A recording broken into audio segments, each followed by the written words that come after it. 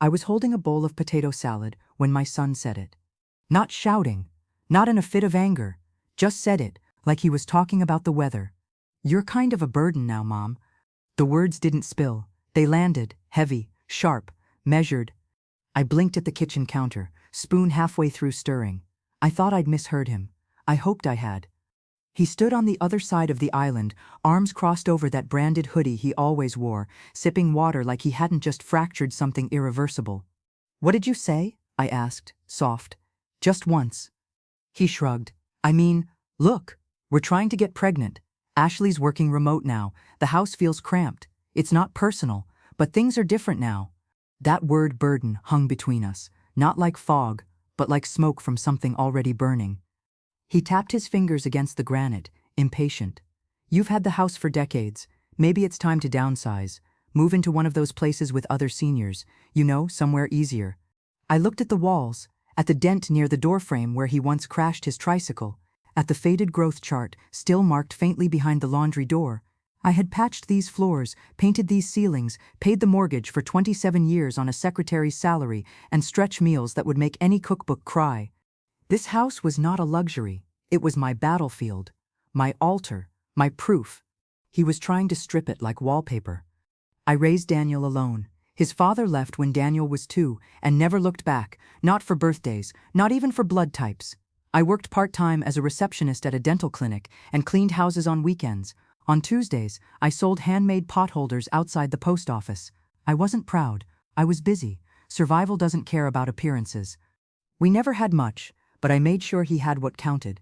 I missed sleep before I ever let him miss a field trip. There was always food on the table and heat in the winter. He grew tall, strong, smart. I grew tired, quiet, but never resentful.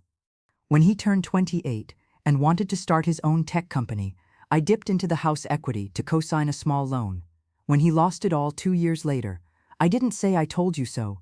I just baked him lemon bars and reminded him that failure didn't mean he was finished. I even added him as a co-trustee on the house, a few years back when his marriage started getting rocky. Not because I had to, because I believed that home should mean safety, especially for people you love. But maybe I believed in the word home longer than he ever did.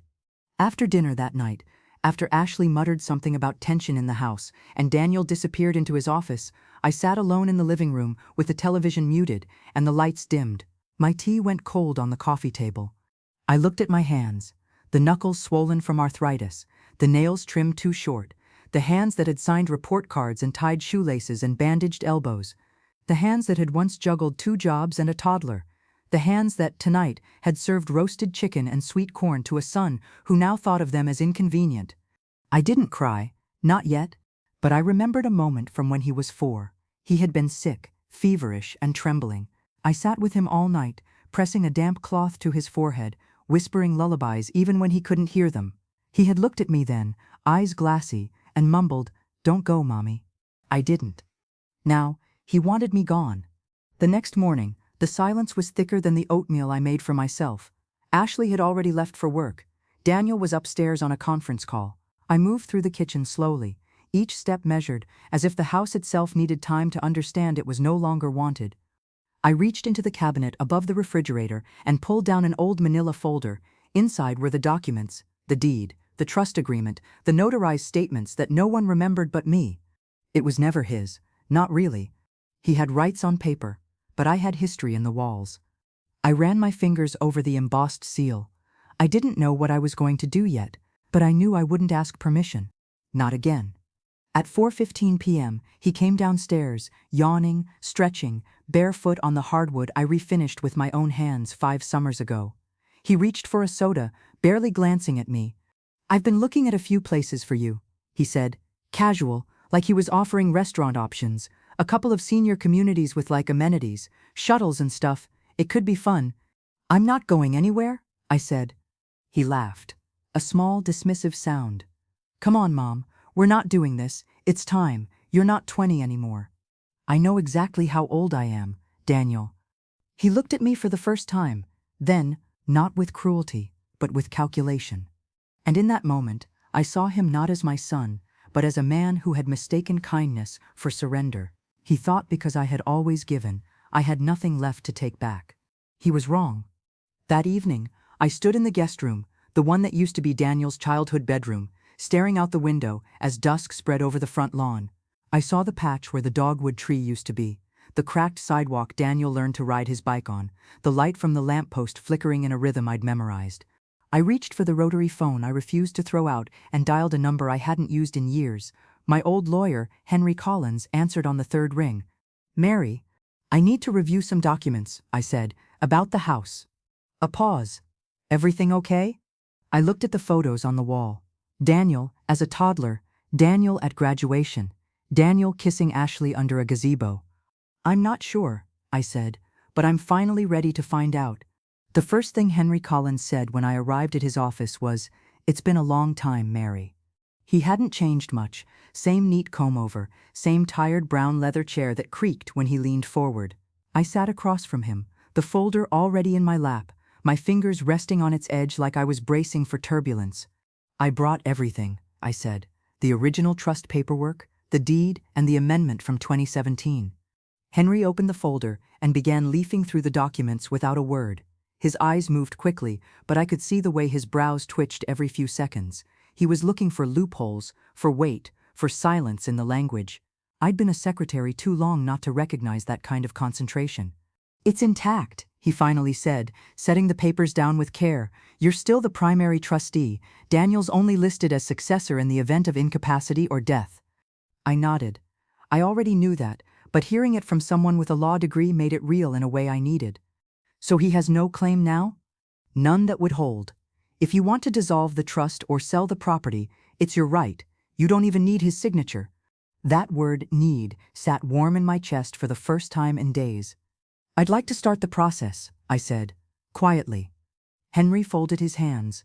"Are you sure?" "I'm sure he's counting on me to stay silent." That night, I made myself a cup of tea and sat on the back porch as the evening breeze moved through the crepe myrtle branches. The world smelled of cut grass and magnolia sap. It used to be Daniel's favorite scent.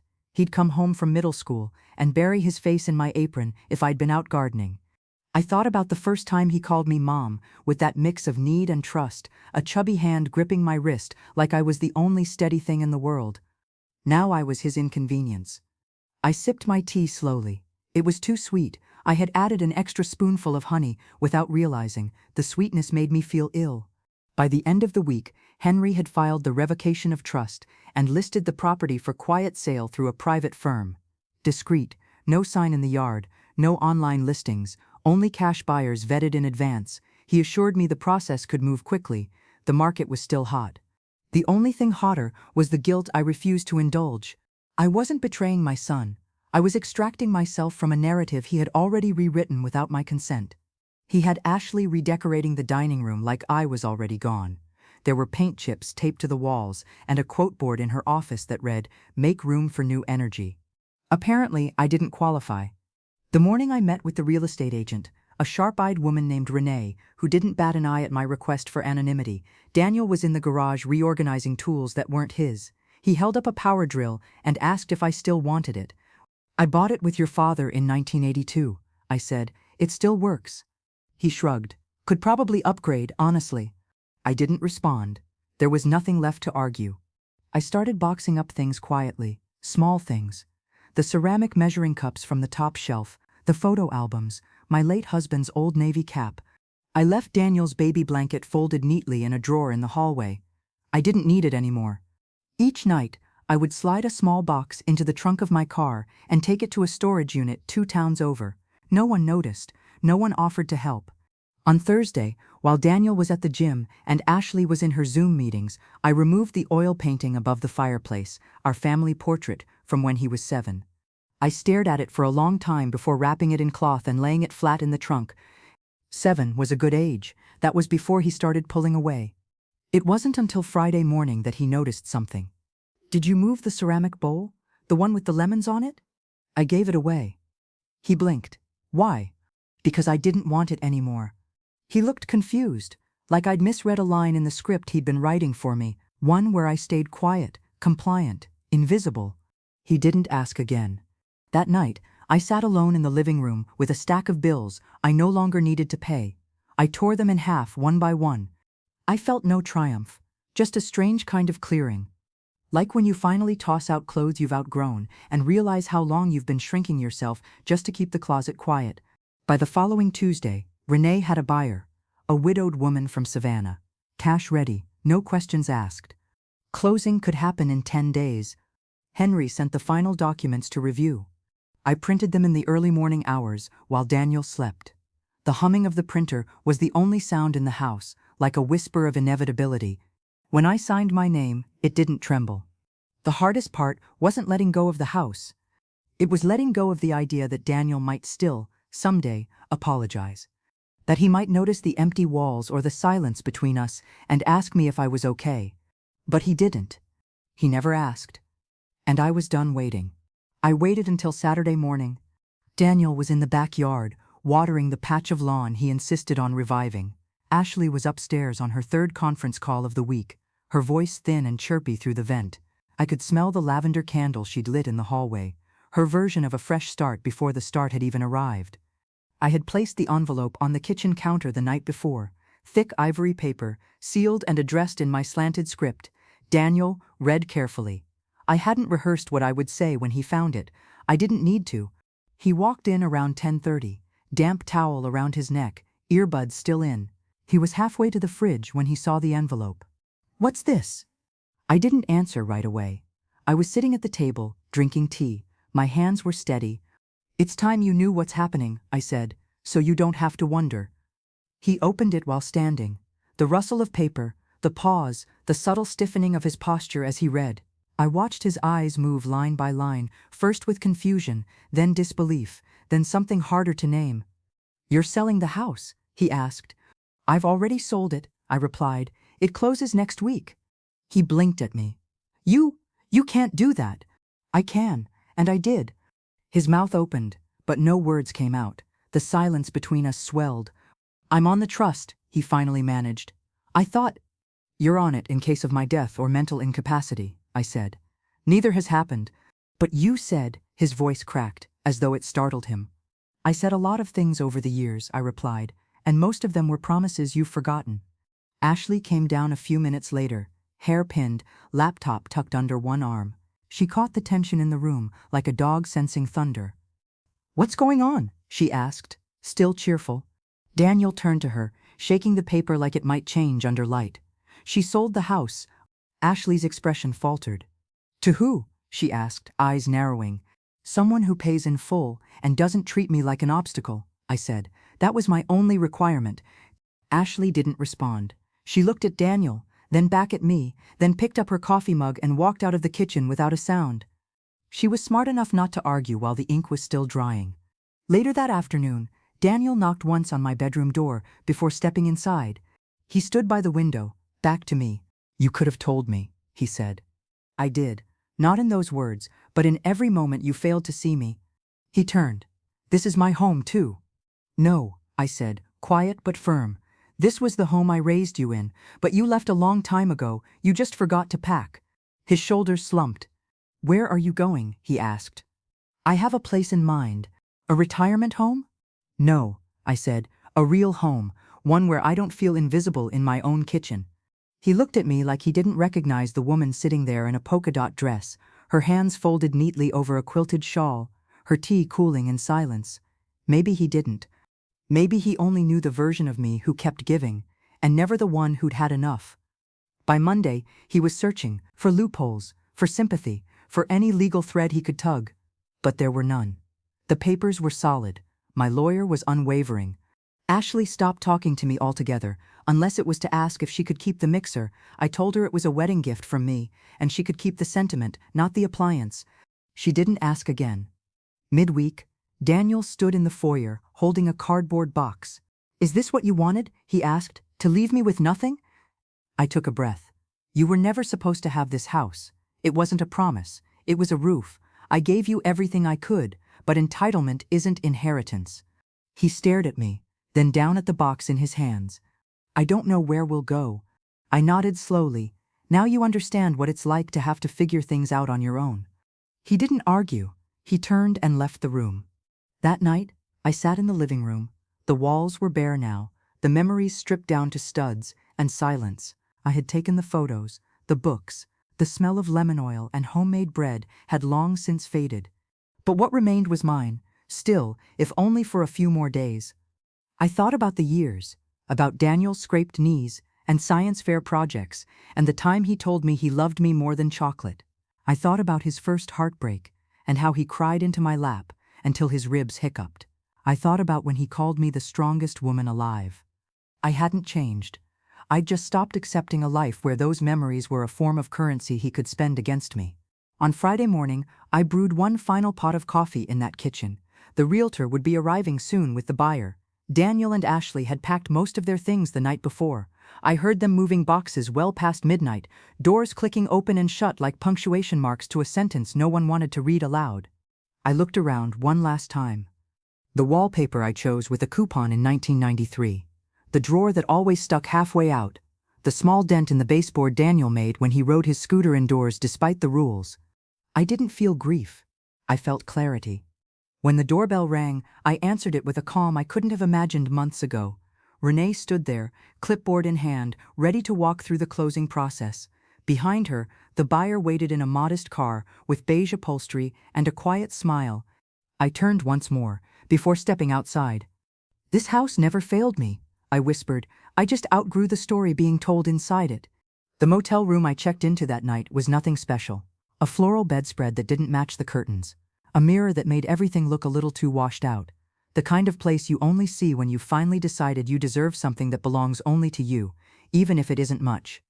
I sat on the edge of the bed with my hands in my lap, the keycard still clenched between my fingers. My suitcase, the one I bought when I thought I'd be visiting Paris after retirement, sat unopened beside the dresser. It still had the plastic tag from a layover I never took. I wasn't in mourning. I wasn't afraid. But I was alone. And not the kind of alone that comes from being forgotten at a dinner table or made small in your own hallway. This was something quieter, cleaner, like stepping into a space with no echo. I watched the second hand on the cheap wall clock tick 12 times before I reached into my handbag and pulled out the envelope I hadn't given Daniel, the one I wrote but never left. Inside were the words I wanted to say out loud, but chose instead to carry with me. "I gave you everything I had, and then I gave you what I had left. I thought love could carry us both. I didn't know it would only carry you." The next morning, I walked 3 blocks to a diner with chipped mugs and waitresses who called everyone Han, the kind of place where no one asked too many questions if you ordered oatmeal and coffee and didn't say much. The waitress had kind eyes and a long scar along one arm. She asked me if I needed anything else after setting the plate down. "A reason to stay," I almost said. Instead, I asked for extra brown sugar. I spent the next few days mapping my new life in the quiet. I walked through neighborhoods I didn't know, visited libraries where no one recognized my last name, and sat in parks watching birds that didn't belong to anyone. I found a flyer taped to a bus stop bench, seeking reliable help, community thrift store, part-time, flexible hours. It was handwritten, with little tear-off tabs at the bottom. I took one and called that afternoon.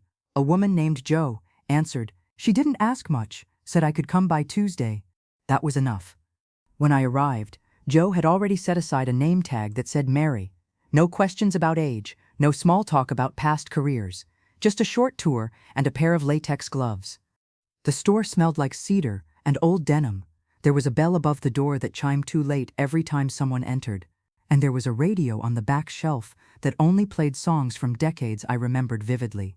That first day, I priced used books and wiped down dusty picture frames. There was something strangely healing about cleaning off someone else's forgotten things. I imagined every object had a story, even if no one had told it in years. Maybe that's what I wanted too, just one more chance to be held gently, turned over and seen again. By the end of the week, Jo asked if I'd consider staying longer hours. Said I had a good eye for display work. That was the first time in years anyone had called something I did good. It made my throat tight, in the way praise does when you didn't realize how starved you were for it. That Saturday, I picked up a small framed photograph from the back donation shelf. It was an old snapshot of a mother holding a toddler, both laughing, their faces turned toward the sun. I didn't cry, but I did sit with it for longer than I meant to. Jo walked by and paused. "That one's hard to let go of," she said. I nodded, then carefully cleaned the glass, priced it, and set it in the display window. Not everything needs to go home with you. I found an apartment above a closed flower shop. 3 weeks later, the floors creaked and the windows whistled when it rained, but it had light and a little balcony where I could place a potted plant and maybe, someday, a chair. The landlord didn't blink when I paid first and last month in cash. He just handed me 2 keys and told me to jiggle the second one twice. The first night I slept there, the walls felt too wide. I made tea, curled up with a thrifted blanket, and listened to the silence as if it had something to say back. And it did. It said, "You made it here. No one carried you, and no one gets to take it away." Daniel hadn't called since the closing. I wasn't surprised. He was never the type to sit with discomfort long enough to learn from it. But one evening, I received a voicemail from an unfamiliar number. I almost didn't listen. It was Ashley. Her voice was brittle, not angry, just tired. She said, "We're staying at a friend's for now. If you're okay, I guess that's good. We didn't expect you to actually go through with it." That was the thing about people like them. They expect you to bend. They expect your silence to mean surrender. But I hadn't surrendered. I'd simply stepped out of the frame they kept trying to crop me out of. That Sunday, I walked to a farmer's market held in a parking lot behind a local church. The sun was bright, but the breeze was kind. I bought a jar of homemade peach jam and a paper-wrapped loaf of sourdough from an old couple who gave free samples with toothpicks. There was a bench nearby, half in the shade, and I sat there, bread in hand, watching strangers pass without expectation. No one knew who I was, and for once, that didn't feel like a loss. It felt like permission. The apartment above the flower shop didn't smell like anything when I first moved in. That bothered me more than I expected. A place should have a scent, even if it's just old floor wax or burnt toast. It's how you know it's lived in, how you know it's yours. I boiled cinnamon sticks and orange peel in a saucepan just to give the air a bit of history. It helped. The first few days felt like opening a new book without knowing if you'll ever finish it. I filled the space slowly, a second-hand armchair, a blue ceramic lamp from the thrift store, a coat rack no one else had wanted, its legs slightly uneven. I liked how it wobbled. It reminded me that even useful things don't have to be perfect. I unpacked the last of my boxes, one gray afternoon. The final one was labeled Keep Essential. I sat on the floor with it for a while, not because I was tired, but because I wanted the opening to feel like a ritual. Inside was a stack of old letters, 2 of Daniel's baby teeth wrapped in tissue, and a copy of my wedding photo folded into a recipe book. The frame had broken years ago, but I kept the photo tucked safely between pages. I had written notes in the margins of that book in a younger, busier hand. Things like, "Use real butter for holidays," and "Double cinnamon if it's for Daniel." I ran my fingers over the lines, not to read them, but to remember the version of me who had once needed them. That Sunday, I returned to the farmer's market. Same tents, same gentle noise, same peach vendor in the sun hat who always asked, "Back for more?" This time I bought honey and a bunch of zinnias. A little girl with missing front teeth was selling bookmarks her mother had laminated at home. Each one had a pressed flower and a word in black marker: courage, healing, forgive. I bought the one that said rooted. It felt like a word I could wear inside. Back at the apartment, I pinned the bookmark to the inside of the kitchen cabinet door. Somewhere small, somewhere I'd see it only when I was reaching for something. That felt right. Not front and center, but still there, like a quiet truth. I had lived too long in rooms where I made myself smaller to keep the peace. Now I could stretch, even if no one noticed. One morning, Joe at the thrift store asked if I wanted to come in early to help sort new arrivals. There had been a big donation the night before, and the back room was full of boxes. I arrived just after sunrise, the streets still soft with dew. Joe handed me a cup of gas station coffee and a pair of gloves, then pointed to a stack marked estate, no sort. "These are from a woman who passed last month," she said. "No family, just the landlord clearing things out." We worked in quiet rhythm, each of us with our own box. I opened one labeled kitchen and found mismatched mugs, a rusted hand mixer, and a plastic tray with tiny compartments, each one filled with something different: buttons, safety pins, half-used birthday candles. There was no pattern, no logic, just a life in miniature. At the bottom of the box, beneath a dish towel, was a folded note on yellowed paper. I didn't read it. It wasn't mine to open. I placed it carefully in a plastic sleeve and set it aside for Joe to decide. Still, I sat there longer than I meant to. A quiet life isn't an empty one. You don't need applause to mean something. That evening, I lit a candle in my apartment, not for scent, but for memory. I sat in the armchair beside the window, the one I'd dragged up the stairs myself, and opened a blank notebook I'd bought on a whim from the thrift store's dollar bin. I wrote the date at the top. Then I wrote a single line. This is the part they never asked me about. Not they, as in Daniel or Ashley. I meant everyone, the world, the strangers who think a woman disappears once she's no longer needed to fill space for others. I wasn't disappearing. I was just rearranging. The next day, the new tenant moved into my old house. I knew because Renee sent me a text to confirm the keys had been exchanged and the transfer finalized. She included a photo, just the front porch, with a wreath of yellow sunflowers hanging from the door. It felt like seeing someone wear a dress you once loved. Strange, but not wrong. I closed the message and deleted it without saving. There's a difference between letting go and needing to be reminded. A week later, Daniel called. I let it ring 4 times before answering. Not to punish him, I just needed those seconds to ground myself. Hi, he said, no preamble. Hi. I just wanted to say, he trailed off. I don't know what I'm supposed to say. You don't have to know, I replied. He was quiet. I could hear traffic in the background. We're in a rental now. Small, but it's okay. I'm glad. Another pause. I wasn't expecting you to actually leave, he admitted. I know. He cleared his throat. I didn't think it was real until you were gone. That's how absence works, I said. It makes space where noise used to be. He said nothing to that. I didn't expect him to. Well, he finally said, I hope you're okay. I am.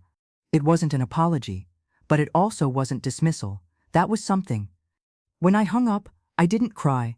I opened the window instead and let the air move through the room, stirring the curtain and the scent of something I hadn't placed yet, warm, faintly sweet, like the first bite of something new. The first time I hosted someone in the new apartment, it was Jo from the thrift store. She brought lemon bars in a napkin-lined tin and stood in the doorway like she didn't want to track anything in, even though it had just rained and the mat was already soaked. You sure? She asked. I know some people like their space untouched. I smiled and stepped aside. It's not sacred, just small. She laughed. Aren't those the best kind of places? The ones with enough room for only what matters? We sat at my little bistro table, the one I'd found at a garage sale for $5. Still scratched on one leg from someone else's cat. I made tea, and she told me about a regular donor who used to drop off clothes every Friday like clockwork. You could always smell dryer sheets 2 feet before she arrived. I liked how Jo talked. Unhurried, not searching for reaction, just sharing the shape of a memory and letting it settle where it may. When she left, she pressed my hand briefly and said, "This place suits you." I didn't know if she meant the apartment or the new way I carried myself. Either way, I was grateful. The next day, I bought a rug. A real one. Not for resale, not someone else's discard. It was floral, dark plum, and olive, and a little louder than anything I would have picked 5 years ago. But I wanted something with weight, something I could plant my feet into and say, I chose this. It was the first thing in years I'd bought without calculating how someone else might feel about it. I laid it out in the center of the living room and sat cross-legged on it, knees creaking, palms pressed to the fabric like I was anchoring myself. I wasn't trying to decorate. I was trying to claim something. At the thrift store, I began working the register 2 days a week. I liked it better than sorting, though I still did both. At the counter, I got to meet people, not just their items. There was the woman with the blue scarf who always bought paperbacks with torn covers, the quiet teenager who asked if we carried suit jackets just in case, the elderly man who never spoke but always left exact change in coins, lined up carefully on the glass. One afternoon, a woman came in with a toddler on her hip. She wore a utility jacket and had a softness in her voice that made me think she'd been tired for a long time. She placed a baby monitor, 2 mugs, and a pair of ballet flats on the counter. "Starting over?" I asked gently. She nodded, then hesitated. "Something like that." I didn't ask more. Instead, I packed her things carefully, wrapping the mugs in old newspaper and making sure the monitor cord didn't get bent. As she reached for the bag, I held her gaze. "You're allowed to begin again," I said, "no matter how small it feels." She didn't speak, but her eyes welled just slightly, and she nodded before leaving. On Sundays, I no longer kept a clock running. That was the biggest shift. I used to wake with obligation in my bones. Now I woke with daylight. I boiled eggs, watered the plant on my balcony, still nameless, and sometimes walked to the corner bakery for a croissant I didn't need but always finished. I stopped explaining myself to empty rooms. That sounds strange. I know, but it was a habit. Years of muttering justifications into kitchen cabinets, just reheating this, just checking the mail, just resting my feet, because somewhere in me, I'd been trained to earn my presence. Now, the silence didn't demand an excuse. It welcomed me. I began writing letters I didn't send. One to Daniel, about the time he cried in the back seat after losing his first baseball game. One to Ashley, about the pie I once made from scratch that she praised without knowing it was her third slice of the day. One to myself, from the version of me that used to be afraid of standing up in rooms she helped build. I kept them all in a small tin under my bed. I wasn't trying to send messages. I was trying to understand the shape of what I carried and what I'd set down without even realizing. Late one Tuesday afternoon, Joe asked if I wanted to help with a window display. "Theme's transformation," she said, twirling her hand. "Whatever that means to you." I stood with her in the front window space, the town's sidewalk traffic just beyond the glass. The air smelled faintly of lavender from the sachets we'd unpacked earlier.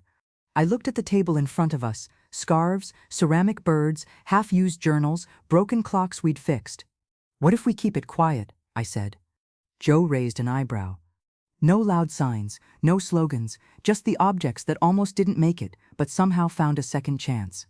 She smiled, understanding instantly. We arranged everything with care, no symmetry, just intention. A chipped mug with a new plant in it, a coat with a missing button, styled like it was runway ready, a stack of books with words scribbled in the margins. At the center, we placed a mirror. "Not for vanity," Joe said, "for reflection." I stayed 10 minutes after closing, just looking at that window. It wasn't flashy, but it told the truth. That evening, I took the long way home. The streets were still slick from an afternoon storm. Lights reflected off puddles in long, stretching lines. I passed a bookstore, a florist, and a corner cafe, where someone inside was laughing loud enough to carry into the street. I didn't envy them, but I did feel something else. Not loneliness, not sadness. Something quieter, more settled, like the difference between silence and stillness. Like the difference between being alone and being free. The first time I saw Daniel again, he looked older. Not just tired, older in the way someone seems when the weight of consequence finally lands where it was always meant to. He was standing outside the thrift store, hands in the pockets of his jacket, the morning sun falling just behind him. I had just finished arranging a box of discounted paperbacks when the bell over the door jingled, and Joe said, "You've got company." It took me half a second to realize who it was. I hadn't seen my son in nearly 3 months. He didn't smile, just nodded as I stepped closer. "Hi, Mom." "Daniel." We stood like that for a moment, two people who used to share a last name and a roof, now just sharing a patch of sidewalk in front of a shop that didn't belong to either of us. He cleared his throat. "I've been trying to figure out how to say something without making it worse." "That's a hard thing to do after silence," I said. His shoulders sank a little. I deserved that. I didn't reply. He glanced behind me, toward the window display I'd helped arrange. "This place suits you." "So I've been told." There was a long pause before he said, "Can we talk somewhere?" I looked at my watch. "I get off at noon." We walked to the corner cafe and sat outside. He ordered coffee. I asked for tea. We didn't speak until both cups had cooled. He finally said, "I'm sorry." I studied his face, looking for sincerity, not ceremony. For what? For saying what I said, for assuming you'd always make room for me, no matter how small I made you feel. It wasn't perfect, but it wasn't hollow. I stirred my tea. "You made me feel disposable, Daniel." "I know. You lived in the house I held together with hope and duct tape, and you treated me like an overdue guest." He looked away. I thought I was being practical. And I thought love would always mean understanding. That quiet between us stretched again. Then he said, "Ashley and we separated." I blinked. "She didn't want to try anymore," he continued. "Said I'd changed since we lost the house, that I'd become bitter, directionless." I didn't ask whose decision it was, I just listened. "I didn't call to make it about me," he said, "but I thought you should know. I haven't been the best version of myself, maybe for a long time. And what do you think you are now? Trying, he said, not expecting anything from you, just trying. We parted quietly, no hugs, just a hand briefly on my arm and a look that wasn't begging for forgiveness, just acknowledgement. That evening, I sat on my balcony with a slice of bread and honey, watching the street below. I thought about the house, about Ashley's voice echoing through rooms I had once painted with laughter and worry. They were both gone now. The house, the marriage, the illusions. And I was still here, still standing, still learning how to live in the space I gave myself permission to create. 3 days later, a letter came. Not from Daniel, but from Emma, my granddaughter. She was only 12. I hadn't spoken to her in months, not since Ashley started filtering who could be around. The envelope was pink with stickers around the seal. Inside, a short note written in large, loopy script. Hi, Grandma. I miss you. Dad says you live near a shop with books. I love books. Do you still have my jellyfish necklace? Can I visit one day? Love. Emma. The ache that letter caused surprised me. It didn't feel like regret. It felt like memory knocking on the inside of my ribs. I sat down at the kitchen table and took out a fresh envelope. I kept my reply simple. Yes, I still have your necklace. Yes, I live near books. And yes, you can visit whenever you want. Love always, Grandma. I slipped a pressed zinnia into the envelope before sealing it. Sometimes we don't need to explain the gaps between people. Sometimes it's enough to say, the door is still here. On my next day off, I returned to the community center near the river. They had a weekly bulletin board full of little notes and sign-ups. I added my name to a paper titled, Readers Needed, Children's Story Hour. I didn't know if I'd be good at it, but I knew I had stories. The following Thursday, I stood in a modest room filled with beanbags and sticky fingers, reading Charlotte's Web to a half-circle of curious faces. One boy kept interrupting to ask if spiders really could spell. I told him I wasn't sure, but I liked that some part of him still believed it was possible. Afterward, a small girl tugged on my sleeve and asked if I was someone's grandmother. Yes, I said. She smiled. You sound like one. I took it as the compliment it was. Back home, I found myself setting a second place at the table now and then, not for anyone specific, just in case, for memory, for hope, for the idea that not all seats go permanently empty when someone leaves. Sometimes the chair stayed untouched. Other times, I poured a second cup of tea and let it cool beside me. That's the thing about healing. It isn't loud, it doesn't need applause. It just needs room. Emma arrived on a Saturday, gripping a small backpack with a jellyfish keychain hanging from the zipper. The necklace was around her neck before I could say hello. She hugged me tightly at the door, her thin arms warm with childhood certainty, and I didn't realize how badly I needed that feeling until it wrapped around me. My mom said I could stay the weekend, she said, already scanning the apartment like she was cataloging treasures. She's working late, and Dad's helping his friend move. I didn't ask what had changed. I just stepped aside and let her in. She liked the thrift store. By mid-afternoon, she had convinced Joe to let her price paperbacks. Her tiny penmanship covered 5 yellow tags before Joe swapped her out for the donation sorting room. She's got your eyes, Joe said later, as we watched her organize scarves by color. She's got a lot more than that, I said, and I meant it. At home, she curled on my rug and flipped through the old recipe book, giggling at my notes in the margins. What's double cinnamon for Daniel mean? She asked. I paused, then smiled. Just a reminder from another time. She kept flipping. Can we make something from here? Pick any page. She chose banana bread, then read the ingredients aloud, like a newscaster. I let her mash the bananas and crack the eggs, gently correcting her when half the flour ended up on the counter. I like it here, she said while the oven preheated. It smells like books and plants. That's the best kind of smell. She looked up at me, serious. You're not a burden, Grandma. The sentence came without warning, but landed with weight. She didn't know she was repeating the very word that split a house and rewrote a history. I'm glad you know that, I said. And I meant it more than anything I'd said that day. That night, I let her sleep in the big bed while I took the couch. She protested, of course, insisting she could take the floor or squish in beside me. But I said, you're the guest, guests get the best spot. She made a little fort out of blankets and fell asleep with the jellyfish necklace still glowing faintly in the dark. I sat up for a while after that, The apartment quieted in a new way, like a place that had just been blessed. I thought of Daniel then. I wondered if he felt it too, that something was returning, even if not in the way he'd imagined, that some kind of line had been crossed, but not burned. Some inheritances aren't about things, they're about stories and rooms and making sure the next child knows where they're allowed to speak without apology. In the morning, she asked if she could water the balcony plant.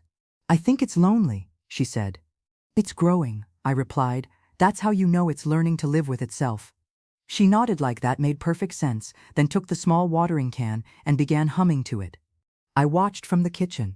There was flour still on the counter, and the dishes weren't done, but none of that mattered. What mattered was that she was there, and that I had made space for her, without making myself smaller to do it. She left Sunday afternoon. Her father picked her up, and for the first time in years, he lingered on the doorstep. She seemed happy, Daniel said, glancing past me into the apartment. She was. He handed Emma a tote bag. She kissed my cheek and whispered, "Save a story for me next time." "I'll save too," I promised. Daniel hesitated before stepping back. "I'm trying," he said again, "just slower than I should have." "I know," I replied. "Keep trying." He nodded, eyes heavier than the words he couldn't seem to say, then followed Emma down the stairs. That evening, I wrote in my notebook again. Not a letter this time, just a thought. You don't always get the apology you deserved, but sometimes you get a second chance to teach someone what it means to deserve you. The following Thursday, I walked to the park. No destination, no obligation, just air and grass and the sky above, soft and cloudless. There was a community garden near the back of the park, the kind with half-tended plots and mismatched gloves stuck on fence posts. A small wooden sign read "Volunteers Welcome." I stepped through the gate. A woman in her 60s offered me a trowel. "We're prepping for autumn vegetables. You any good with roots?" I looked at the rows of turned earth, still damp from yesterday's rain. "I've spent my life growing things," I said. And so, I knelt. The soil was firm and smelled like memory. It reminded me of the old backyard, of Daniel digging holes too wide for the seeds, of me laughing, saying it didn't matter how messy it looked, as long as it grew. I stayed for hours, pulling weeds, laying compost, listening to people speak in that rhythm gardens allow, unrushed, unfixed. When I stood up, my knees ached and my palms were stained. But there was a quiet joy in it. Not loud, not dramatic, just the comfort of knowing you're helping something take root, even if you'll never see it bloom. That night, I brought home a small pot of basil, a gift from the woman with the trowel. She said, "It's fussy, but worth it. Like all the best things." I placed it on the windowsill beside the teacups. Another small thing, growing where no one thought to look. A month after Emma's visit, I began carving out a corner of the apartment just for myself. Not in the practical sense. I already had my bed, my kitchen, my closet. But this space, this small corner near the back window, would be something different. A place not defined by necessity, not meant for anyone else's comfort or expectation. I moved the armchair from the living room, angled it toward the light, and set an old milk crate beside it as a makeshift table. I stacked it with 3 books I hadn't yet read, a pair of reading glasses that used to belong to my mother, and a small ceramic bowl filled with sea glass collected from a trip I once took by myself in my 50s, a trip I had forgotten to feel proud of until recently. I didn't decorate it, I didn't ask it to impress anyone.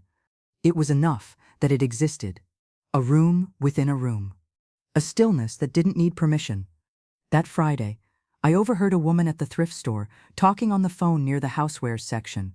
She was crouched low, staring at a mismatched pair of candlesticks while whispering into the speaker like the words might unravel if she raised her voice. "I don't know what she wants from me anymore," she said. "Every time I offer help, she calls it control." There was a pause, then a sigh. I just thought I was doing the right thing. She didn't look up as I passed, but her voice stayed with me. So much of love is misnamed. So much of help is mistaken for ownership. I wondered how many times I'd done the same, folded concern into sacrifice, wrapped advice in silence, hoping someone would thank me without realizing I'd never asked if they wanted what I gave. That night, I took down the framed photo of Daniel from the hallway. Not out of spite, but because I was tired of seeing the version of him that no longer existed, the boy in the cap and gown, the one who once called me his everything. I placed it in a box labeled "Then." On the same shelf, I added an envelope of old recipes and the photo of our front porch taken before the house was sold. Not erased. Not mourned. Just relocated. On Sunday, I went back to the community garden. The woman with the trowel, her name was Nora, met me at the gate. "Your basil's still alive," she said. "You're officially doing better than most." I smiled. It's the only thing I talk to more than the neighbor's cat. Nora showed me a patch of early squash and handed me a small notepad. "We're documenting this season for the park committee. Would you mind writing a few entries? Nothing formal, just what you see." I took the notepad home. That night, I opened it and wrote, "Saw 3 bees on the mint this morning. The youngest volunteer forgot to water the southern row, but the soil forgave him. A woman dropped her gloves and didn't notice. I returned them to the bench without saying a word. Let the garden be her teacher." It felt good to witness things without needing to fix them. One evening, Daniel called again. His voice was quieter than before. "I heard you're volunteering at the garden," he said. "I am."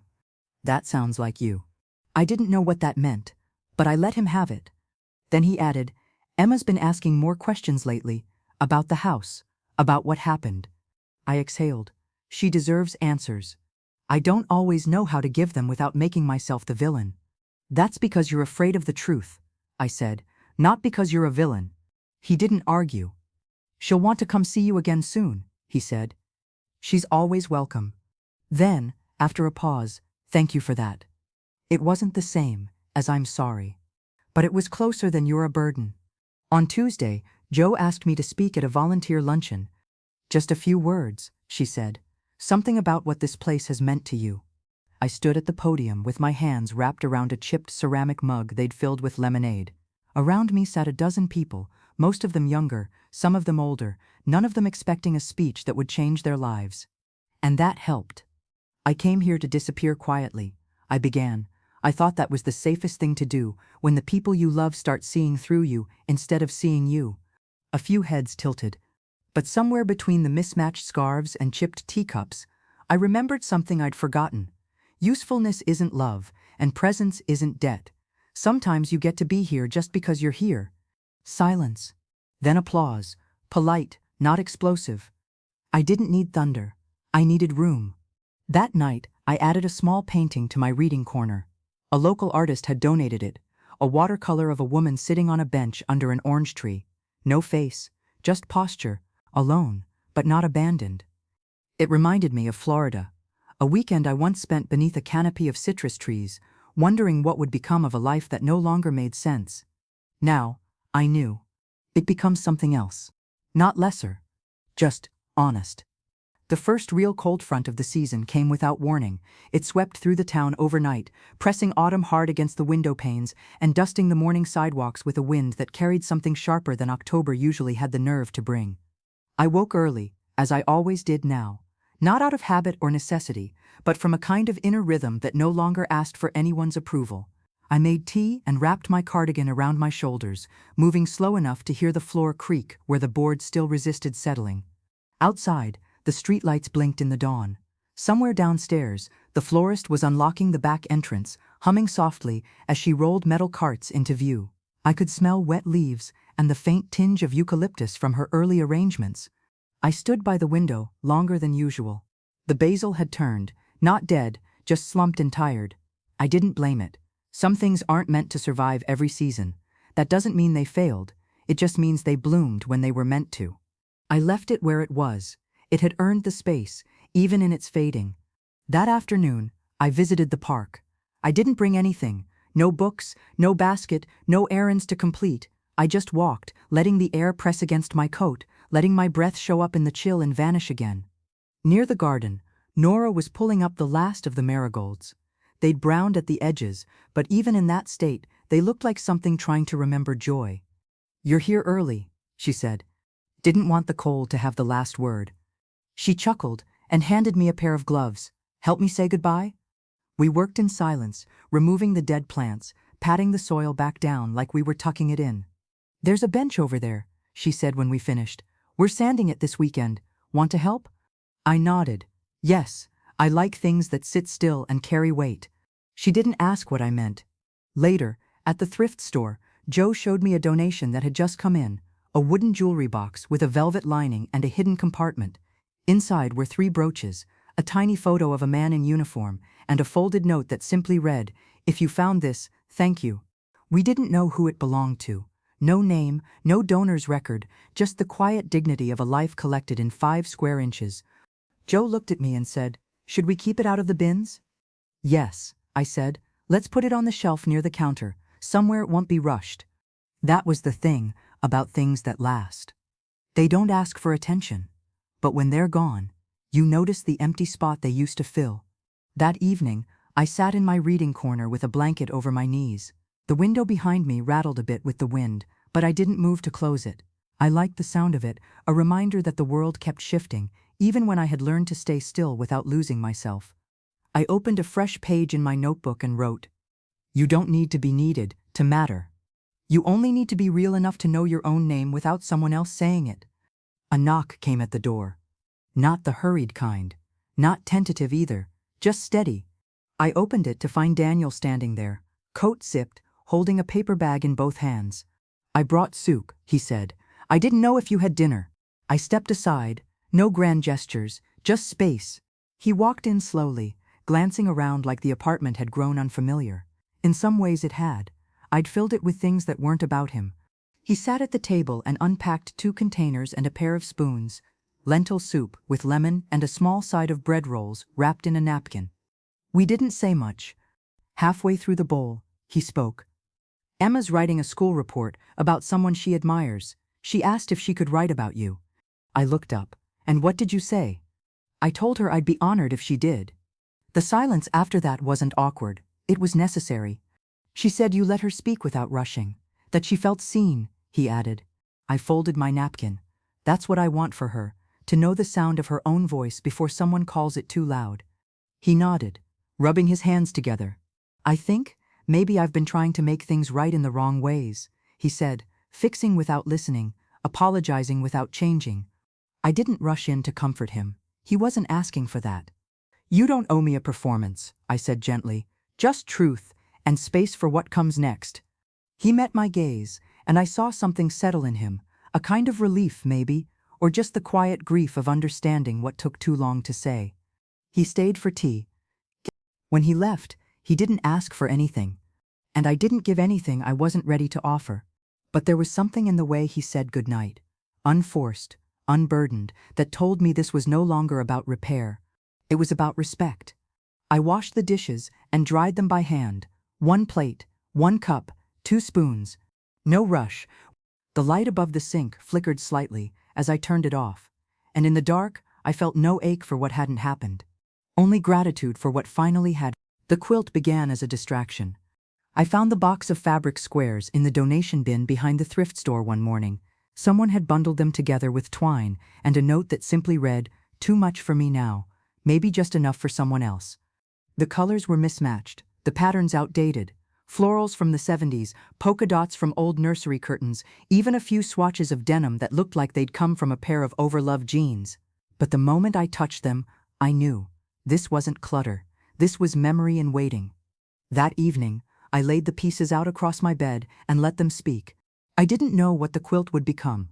I only knew I needed to make it, not for anyone else, not for legacy or beauty or heirloom worthiness, just to see what it would feel like to make something where every stitch was mine. I hadn't sewn in years, but my fingers remembered. I threaded the needle slowly, the way my mother had taught me when I was 12, sitting cross-legged on the kitchen floor as she patched one of my father's work shirts. She used to hum when she sewed. I didn't hum. I listened to the wind moving through the narrow alley outside my window and let that be the song. Each night after work or garden duty, I'd come home and add a few more stitches. I didn't rush. I wasn't building toward a finish. I was building toward stillness. Emma came by the next weekend.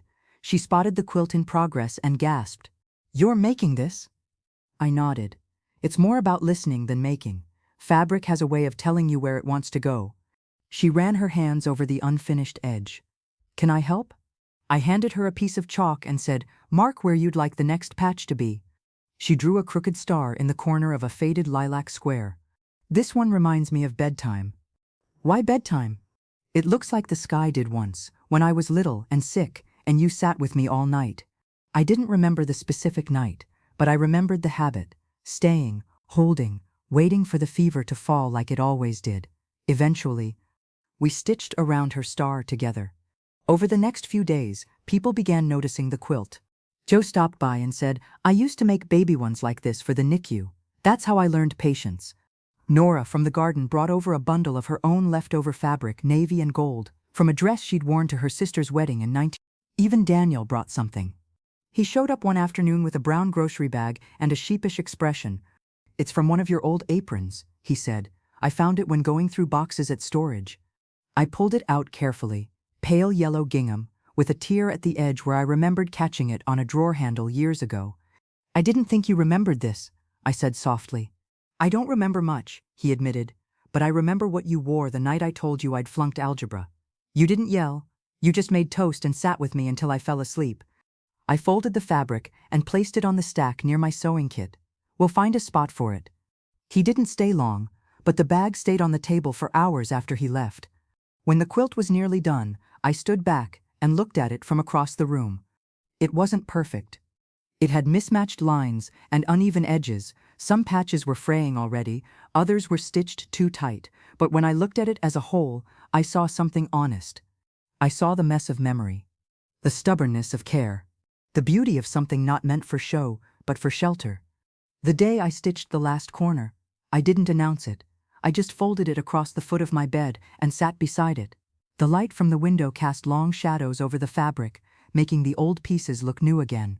I thought about all the things I'd once folded into silence, anger, exhaustion, need, and how slowly I'd begun unfolding them into something else. Not noise, not bitterness, but meaning. Emma called that evening to ask if she could bring a friend by next time. "She's quiet," Emma said, "like you, but she's strong too. I think she'd like your apartment." I smiled. "Tell her she's welcome." Then I added, "Tell her we have a quilt and a story behind every square." Before bed, I ran my hand across the patch Daniel had brought. I hadn't stitched it in. I was still deciding where it belonged. Not because it didn't deserve space, but because I wanted to be sure. Some pieces you don't just place, you honor. Later, I made tea and sat in the reading corner, quilt draped over my lap, notebook open. I wrote, "I'm not trying to pass anything down. I'm just trying to leave behind the shape of what I held." The invitation arrived tucked into a manila envelope, delivered by hand. Joe passed it to me behind the thrift store counter after her lunch break. "Girl in a blue hoodie asked if you worked here," she said, handing it over like something delicate. Didn't give her name, just said it was important. Inside was a folded card with a sketch of a porch on the cover. Simple, ink lines drawn freehand, steps, railings, flower boxes. Underneath, written in pencil, "Come sit with us." No address, just a time, Saturday, 4 p.m., and a line below, "Emma." I didn't need a map. I recognized the sketch. It was the porch of my old house. I didn't go right away. I folded the card, slipped it into my notebook, and let the rest of the day move through me like wind through a screen door, present but passing. That night, I took out the envelope again and stared at the drawing under lamplight. The porch looked exactly as it had when I left, which didn't make sense. The new owner had changed the siding, removed the flower boxes, replaced the front door.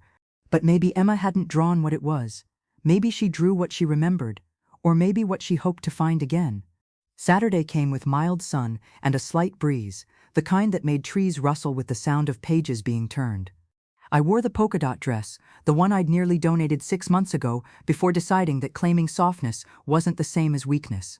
I packed a small cloth bag with the quilt folded tightly inside, not knowing whether I'd need it, but sensing that something of it belonged in whatever came next. The walk took 15 minutes, long enough to think, not long enough to talk myself out of it. I rounded the corner onto that familiar street, bracing myself for disappointment, half expecting to find a closed gate or an unfamiliar car in the driveway. Instead, I saw Emma sitting cross-legged on the porch, a notebook in her lap, her hair pulled into a crooked ponytail. She looked up before I could call her name and grinned. "You came." "I wasn't sure I would," I admitted. "I was," she said, as if that settled everything. The porch had changed since I'd last seen it. New paint, yes, but softened by time. The flower boxes had returned, filled with marigolds and basil. A second rocking chair had been added beside the old one, slightly mismatched in wood tone but equal in wear. She patted the seat. I told Dad I wanted to do something here, just once. He said okay. I sat beside her, the quilt still tucked under my arm. She leaned her head on my shoulder for a breath. I like it better with you here. There wasn't much to say after that, so we sat, and that was enough. Daniel stepped onto the porch, 20 minutes later, carrying a tray with 2 glasses of lemonade and a small plate of ginger cookies. He moved carefully, as if the boards beneath him were made of memory, not wood. I didn't want to interrupt, he said, setting the tray down on a crate between the chairs. You're not, I said, meeting his eyes. You're here.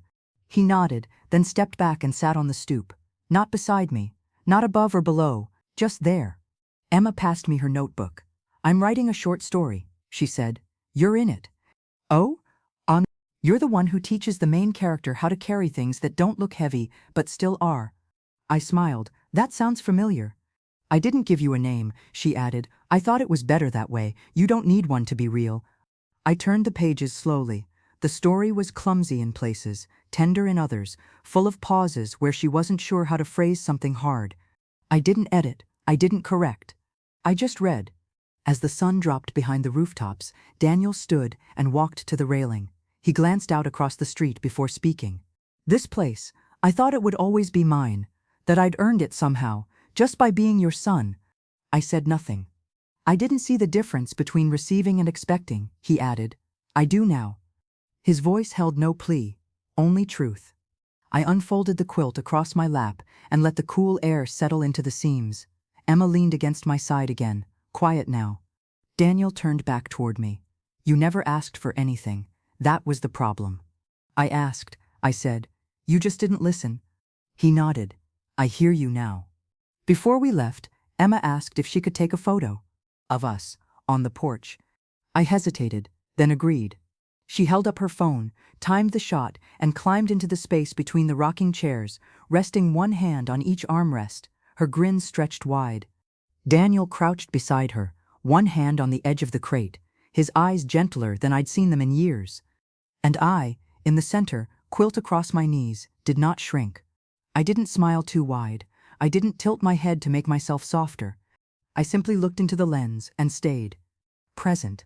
Not as the past, but as proof. That night, back at the apartment, I placed the folded quilt back over the foot of the bed. I sat in my reading chair and opened my notebook, still warm from the sun it had caught on the porch. I wrote, There is no going back.